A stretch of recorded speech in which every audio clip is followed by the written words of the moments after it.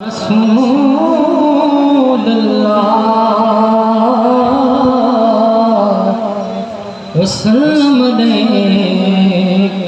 या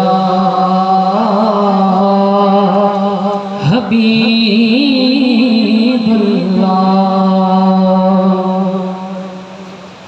हो छने जुदे सोबानो ही करे तवक्कल भयो करे पर मौला हुसैन रब जी राह में निकली प्यो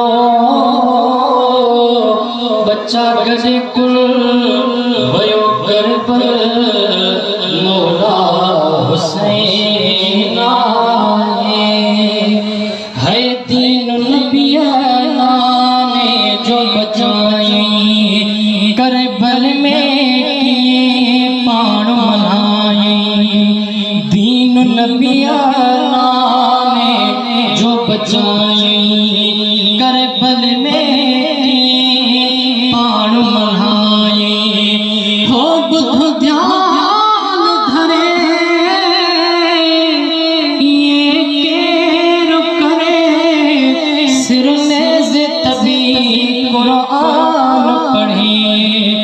एड़ी हस्ती न दुनिया में थी नथो को बदल भयो करबल मौला हुसैन आए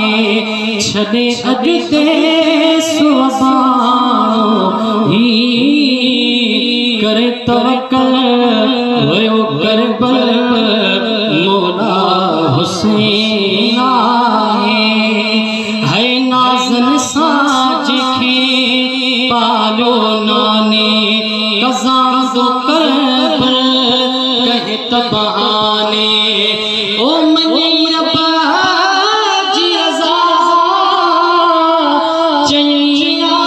है कज़ा सिर पर जो नहीं कई राज़ी खुदा हो तॾहिं हिन दीन मथा यारो तरी मुश्किल भयो करबल मौला हुसैन आए है दुश्मन जो धारी प्याद सिजन अखिन अया तू धर प्या कुसजन ओ मासूम बचा भी कौन बचा कुर्बान थिया सैयद ही सजा ओ इन इस्लाम मथे थोरा कयो पल पल भयो करबल मौला हुसैन आए है एड़ी हुसैन कैया इबादत सिर सजदे में जामे शहादत आ अंदाज लगे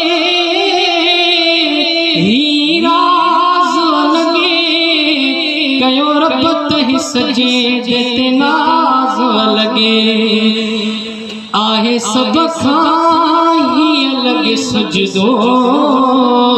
ते जो न मिसल भयो करबल मौला हुसैन आए।